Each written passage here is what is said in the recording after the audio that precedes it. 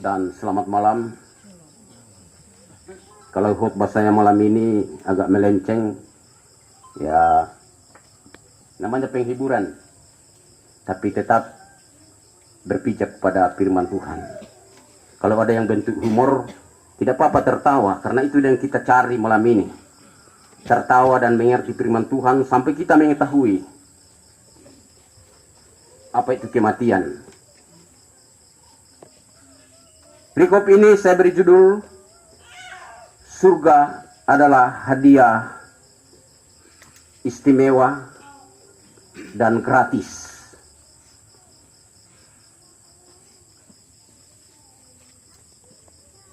Dalam ayat yang pendek ini bisa dikata dua kalimat tercermin karakter kehidupan Rasul Paulus dalam hal komitmennya dalam menerima Kristus, melayani Tuhan. Sangat jelas tergambar ciri khas pengajaran Rasul Paulus. Banyak yang mengkhotbahkan, bisa katakan, angkat tangan siapa mau pilih hidup atau mati. Sebenarnya kurang cocok dengan nas ini. Kalau saya mengkhotbahkan, Rasul Paulus dalam ayat pendek ini melihat kehidupan itu dan kematian satu jalan, satu rute yang satu paket utuh. Seperti mencetak roti maros, hanya ada sekat-sekatnya sedikit, ya. Hanya sekatnya. Penampilannya nanti ada penampilan dunia dengan Kristus, ada tampil surga yang sempurna, yang melakukannya manusia. Nah, menurut Rasul Paulus, kehidupan dan kematian adalah satu rute menuju pada surga sebagai hadiah gratis dan istimewa dari Tuhan, yang digenggam mulai dari dunia ini dan disempurnakan nanti. Ada satu cerita ilustrasi. Pada suatu waktu, malaikat pencabut nyawa disuruh Tuhan membawa daftar ke rumah salah seorang yang masih muda, pengusaha tapi sudah punya istri cantik, satu anak. Namanya Palo, bukan singkatan dari Pas Malodewi. Ya, ini mungkin orang Afrika. Kalau bukan Palo, ya bukan orang Afrika, berarti Brasil. Ya, yang jelas bukan pemain bola. Ya, tapi dekat-dekat dengan itu. Dia turun sampai di alamatnya. Benar, ini rumah Pak Palo. Ya benar, saya Pak Palo. Ya, ini daftar Pak. Bapak mendapat urutan pertama, dicabut nyawanya untuk tahun ini. Pak Palo bilang, jangan dulu bos. Saya belum siap. Ya. Sementara duduk di teras baca koran tentang perkembangan terakhir perusahaan. Ya, tapi begini Pak, saya tahu itu cetakan dari Tuhan. Kita masuk di dalam, nego sedikit. Sampai dalam dia persilakan. Duduk Pak. Ya. Dia minta, apakah bisa saya ambil makan dulu dan minum? Malaikat ini bilang, cocok Pak, cocok. Sekalian ambilkan juga saya minum dan makanan. Mengingat setelah kita berjalan ke surga, kayaknya ada macet sedikit. Karena masa sekarang COVID. Pintu surga itu agak ketat. Ya. Semua orang masuk diperiksa. Lalu melangkah masuk. Ya, sudah mulai timbul. Bagaimana caranya supaya diundur-undur ini? Belum sampai dia pun kembali. Pak, apa yang diperiksa? Kalau masuk pintu surga. Langsung mereka bilang, Bapak ini kepo. Ya. Istilah kepo itu mau urus Basal apa persoalan pintu surga mau natanyakan juga. Ya, kayak saja. Ya. Biasa identik dengan ibu-ibu. Ya ini saya bilang ekstrim ya. Kemudian lipat jadi berat ini karya. Kepo. Dan ini misal makaten. Bapak ini termasuk ya cepat ambil minum. Ya masuk dapur. Sudah mulai berpikir. Ada cara. Saya mau buat minuman. Saya mau masukkan obat tidur. Supaya malaikat ini tertidur. Kalau bisa. Ya tidur terus. Dengan pasti diundur. Dan saya masih bisa hidup. Ya masuk di dalam dapur. Sampai di dalam dia kerjakan apa yang dia kerjakan, tapi namanya yang orang jujur ya buru-buru dan panik ya. Langsung diambil minuman, dia masukkan yang anggap obat tidur, dia ambil ya, dia langsung, dan ternyata betul makanan dia bawa, dia makan bersama, minum 2 orang malaikat dan Bapak Palo ya.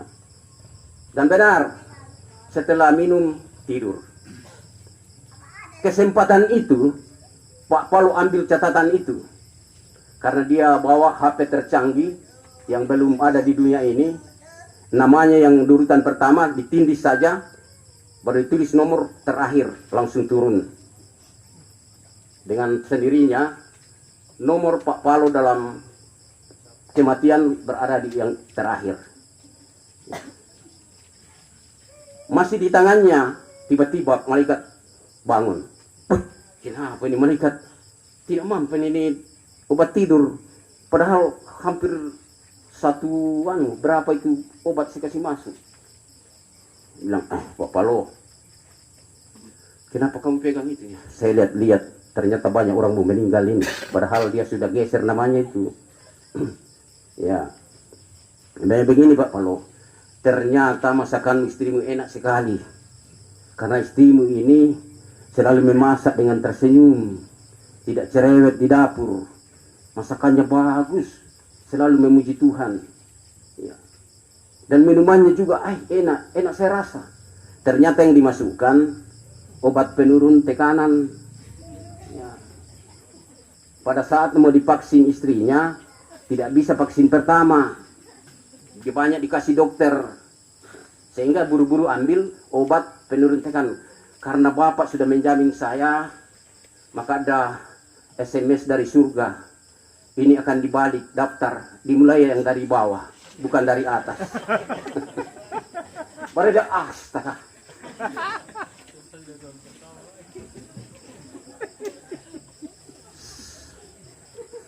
Sidang jemaat. Apapun kita lakukan manusia, kalau Tuhan sudah katakan, maut itu pasti datang kepada kita. Mau bis malaikat, Tuhan. Mau geser HP-nya, nomornya. Ya. Tuhan punya rencana bagi kita. Dan itu kenyataannya. Mau geser, tidak bisa. Akhirnya, dengan iman ya up to you, kita berangkat. Maka matilah Pak Palo. Saya tekankan bukan singkatan dari Pasmalolewik. Nah, kehidupan kita di dunia ini, kehidupan kita di dunia ini ya sudah ditentukan Tuhan kapan, dan urutannya itu ada, dan bersiap-siap. Apapun jabatan kita di dunia ini, Tuhan tidak kenal. Itu hanya sementara. Entah jadi guru PKN di SMP 2 di saya, entah itu pendeta di Selokalando, diaken, penatua, ibu-ibu yang sudah divaksin 1, 2 atau 3, bahkan ditanya itu Pak Palo, ya kepo. Memang selalu di surga Pak. Ini malaikat juga agak rewel, kepo. Dia bilang, oh kalau masalah vaksin Pak sudah punya. Ya, saya sudah vaksin ketiga. Yang pertama Astra, kedua Global, ketiga Trinity. Ya, panik karena paniknya itu. Nah, kehidupan kita apapun status kita, yang katakan, dan banyak orang tua. Seandainya saya masih muda. Ya, lihat kenyataan, yang muda meninggal. Nikmati saja ketuaan itu dan tunggu. Ya, dan jangan takut.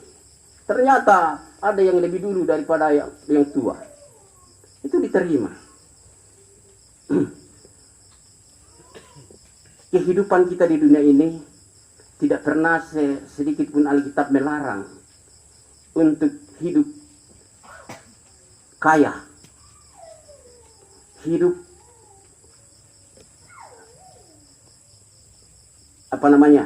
serba berkecukupan.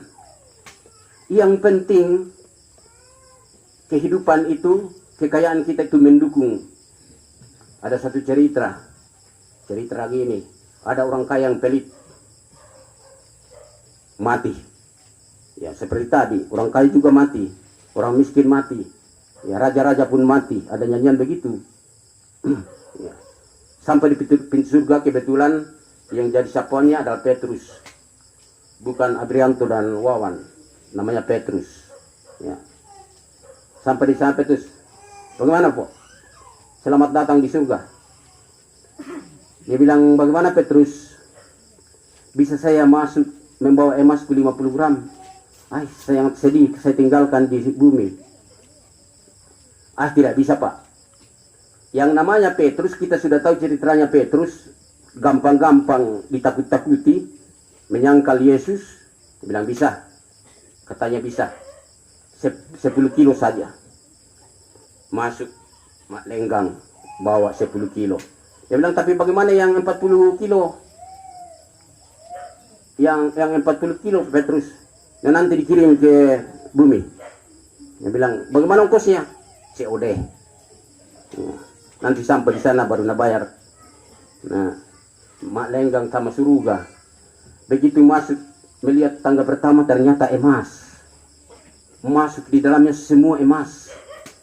Makin maju di dalam makin banyak emas. Ya. Sehingga dia minder. Ini emasku 10 gram. Ya. Dengan malu-malu dia letakkan di pojok.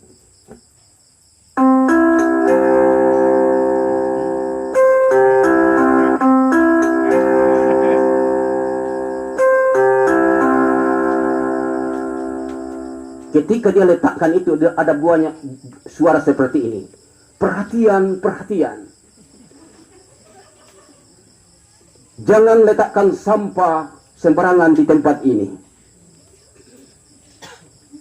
Disampaikan kepada petugas supaya sampah itu segera disingkirkan. Jangan dibakar di neraka, nanti polusi udara. Kirim ke bumi. Karena itu sampah hanya didaur ulang di bumi. Kalau orangnya keberatan, kasih kembali juga dan daur ulang. Nah, dia malu. Ternyata emas pun yang berharga di bumi ini jadi sampah di surga. Tidak sebanding surga yang merupakan hadiah gratis bagi kita. Sampah.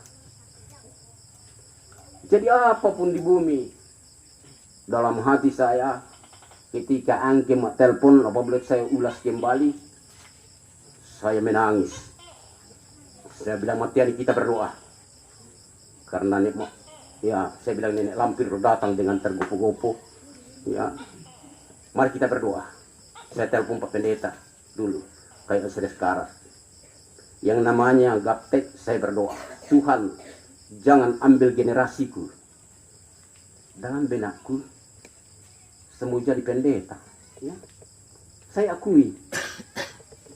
Saya lihat teman-teman, kenapa menangis ini orang? Ternyata saya ketinggalan informasi. Begitulah orang tua. Sehingga ibu-ibu itu saya suruh beli Android, tidak mau. Ketinggalanku nanti. Ya. Sudah menangis temanmu masih berdoa itu minta kesembuhan. Nah, itu ketinggalan. Nah, jabatan, kekayaan, apa yang kita mau programkan di dunia, mau begini, saya begini, tidak ada artinya, tidak akan dibawa ke sana. Mau bawa pangkatmu, bintangmu 5, 4, sampai dia jadi sampah. Mau jadi bawa gelarmu SPD, sampai di sana sampah. Ya, sampah semua, apalagi emas. Memang tantangan di dunia ini besar. Sehingga Rasul Paulus katakan hidup adalah Kristus dan mati adalah keuntungan. Besar. Surga itu kita sudah genggam hadiah gratis di bumi ini. Banyak godaan, jabatan, popularitas, kekayaan dan sebagainya, tidak apa-apa, ada. Tapi sebagai orang percaya, kita jadikan sebagai pendukung agar genggaman kita, rangkuman kita tentang surga itu tidak lepas. Tidak sedikit orang Kristen yang lepas hadiah gratisnya itu gara-gara harta. Ini godaan terjadi tanpa melihat status, tanggung jawab, baik itu majelis gereja, penatua, pendeta, penatua, dan samas, dan kita semua, yang muda sampai yang tua. Satu kali ada shipping, kayaknya tempat itu remang-remang, selalu ada jambret dan kenakalan remaja. Bukan lagi shipping vaksin ini. Di situ polisi berjaga. Tiba-tiba seorang pelayan pendeta lewat. Selamat malam, Pak. Buka helm. Ya, Pak Pendeta, dia namanya pendeta. Sabar, dia buka. Pak Pendeta, sendirian? Dia katakan, masa pendeta jalan sendirian? Pendeta itu selalu jalan bersama Bapa, Anak, dan Roh Kudus. Dia bilang, apa kesalahan saya? Kesalahan Pak Pendeta, bonceng 4. Nah. Dia bilang, tidak. Lain kali, Bapak tinggalkan di rumah, yang bisa dibonceng Tuhan Yesus dan Roh Kudus letakkan dalam hati. Dia bilang, pendeta bilang, Bapak mau dibaptis hanya dalam nama anak. Itu tidak resmi, harus dalam nama Bapa, Anak, dan Roh Kudus. Dasar polisi, pintar juga. Ini cerita tidak betul ya, jangan memang mau tidak betul ini cerita. Bahwa pendeta juga punya tantangan di dunia ini. Ya. Polisi bilang, bagaimana mau Bapak berkhotbah nanti? Di rumah Bapakku banyak tempat. Kalau rumah Bapakmu kosong, tidak ada Bapak di situ. Dia bilang, ya selamat malam Pak Pendeta, lanjutkan pelayanan. Ini humor, ya. Tantangan pelayanan banyak. Tidak gampang itu menjadi pendeta. Ya. Sehingga saya katakan sudah ada rencana Tuhan dalam kehidupan anak kita. Tidak usah diingat-ingat. Sudah mengakhiri pertandingannya. Yang jadi masalah ya Pak Pendeta, karena masih dilanjutkan tadi. Ya, nama samaran Palo. Ya, yang menjadi masalahnya ini Pasma dan Lodewi. Karena satu pendeta, satu ketua majelis gereja. Banyak tantangannya. Ya. Banyak godaan-godaan dalam dunia ini. Saudara-saudaraku ini kasih, terutama anak-anakku pemuda. Kemarin sempat diperbincangkan Pak Pendeta di sini. Nah, sebenarnya petungan nih. Tapi saya juga agak takjub melihat karangan bunga berjejer. Saya katakan pahlawan, seperti pahlawan. Anak ini mengapa bisa? Karena dia melayani dalam mengikuti perkembangan zaman. TikTok, pendukung TikToknya itu terakhir 3.000, sudah 3.000 lebih Pak Pendeta. Ya. Yang saya ragukan, kalau saya karena meninggal, karena tidak ada Facebookku, siapa muda bawa datang karangan bunga? Ya pasti Mama Ilin. Jangan berharap banyak Mama Ilin. Ya, jangan. Ya, pasti. Ya banyak ji tangkai gamal dibawa. Ya selamat jalan, tinggalkan sawitmu dan sebagainya. Ya tangkai sawit dibawa.